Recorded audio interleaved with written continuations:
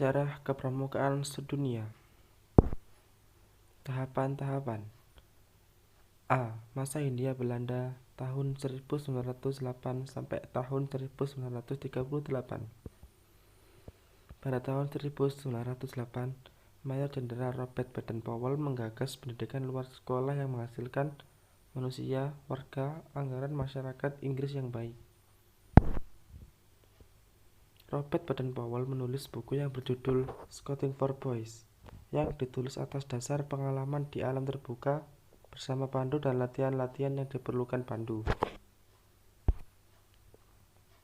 Gagasan Baden-Powell menarik dan tersebar ke banyak negara, dan akhirnya banyak negara mendirikan kepanduan seperti di Belanda dengan nama Pathfinder atau Pathfinderij. Gagasan kepanduan dibawa oleh Belanda ke Indonesia yang waktu itu dijajah oleh Belanda atau Nederland Oost Indie dengan mendirikan Nederland Indische Pathfinder Vereniging atau NIPV atau Pandu-Pandu India Belanda. Pemimpin pergerakan nasional mengambil gagasan Baden-Powell dengan membentuk organisasi-organisasi kepanduan yang bertujuan membentuk manusia Indonesia yang baik, yaitu sebagai kader pergerakan nasional. Maka bermunculan Javans Pathfinder Organizati atau JPO, Jong Java Pathfinder atau JJP, dan Nasional Islamije Pathfinderij atau NATIPIJ, dan sebagainya. Sumpah Pemuda yang dicetuskan pada Kongres Pemuda tanggal 8 Oktober 1928 menjiwai gerakan kepanduan nasional Indonesia untuk lebih bergerak maju. Dengan meningkatnya kesadaran nasional, maka tahun 1930 muncullah Kepanduan Bangsa Indonesia atau KBI, Hizbul Waton, Pandu Ansor, dan lain-lain. Dan pada tahun 1931 muncullah PAPI atau Persatuan Antar Pandu-Pandu Indonesia, yang kemudian berubah menjadi Badan Pusat Persaudaraan Kepanduan Indonesia atau BPPKI pada tahun 1938. Masa pendudukan Jepang. Pada masa pendudukan Jepang PD2, penguasa Jepang melarang keberadaan organisasi kepanduan. Tokoh-tokoh kepanduan banyak yang masuk organisasi Seinendan, Keibodan, dan Pembela Tanah Air atau PETA. Masa Perang Kemerdekaan. Dengan diproklamasikan kemerdekaan pada tanggal 17 Agustus 1945,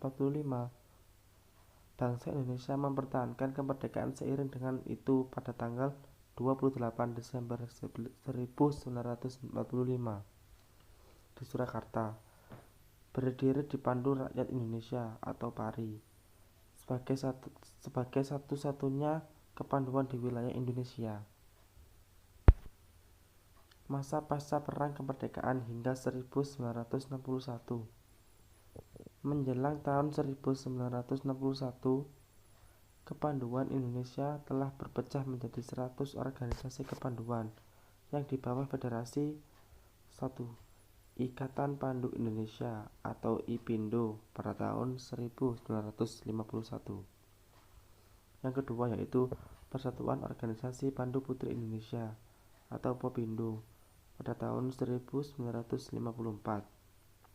Dan yang terakhir yaitu Perserikatan Kepanduan Putri Indonesia. 1.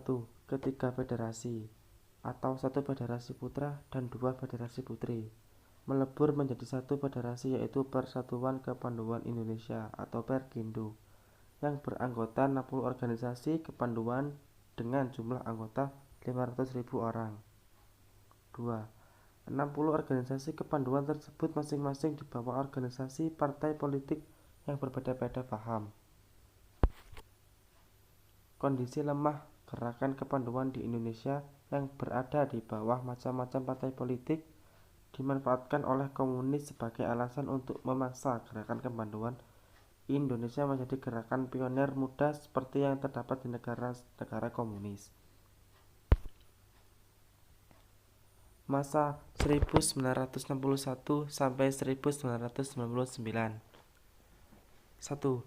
Gerakan Panduan di Indonesia memasuki era baru dengan nama Gerakan Praja Muda Karana atau yang sering disebut dengan Gerakan Pramuka.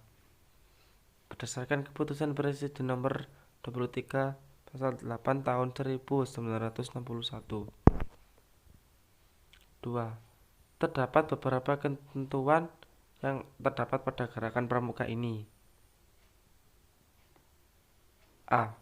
Semua organisasi kepanduan melebur ke dalam Gerakan Pramuka menetapkan Pancasila sebagai dasar Gerakan Pramuka. B.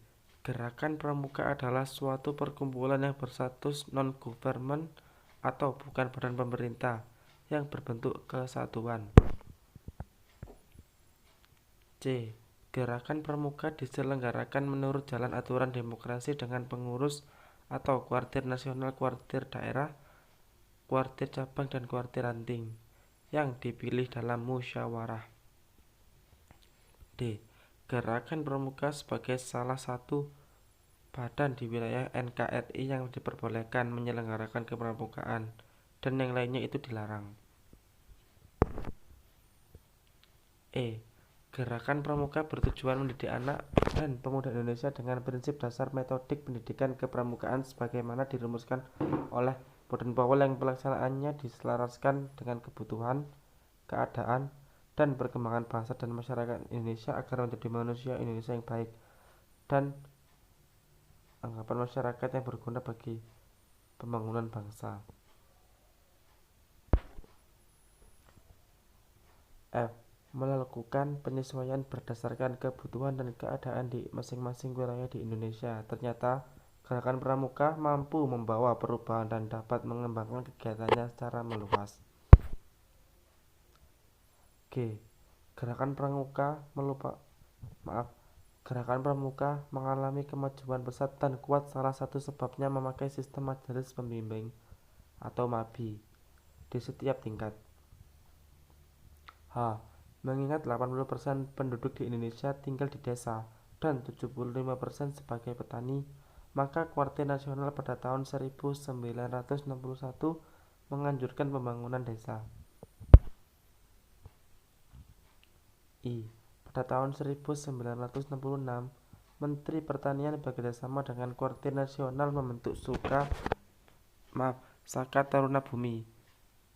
Kemudian, Saka Taruna Bumi mengalami perkembangan pesat. J.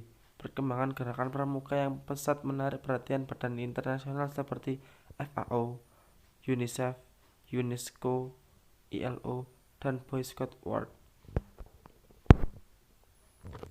Masa 1999 sampai sekarang. 1. Perkembangan politik negara dan pemerintahan mengalami perubahan dengan adanya reformasi yang mempengaruhi perkembangan masyarakat secara menyeluruh. 2. Pencanangan revitalisasi Gerakan Pramuka oleh Presiden Republik Indonesia selaku Kamajbicap dan pembentukan Saka Wirakartika, adanya Undang-Undang Kepramukaan.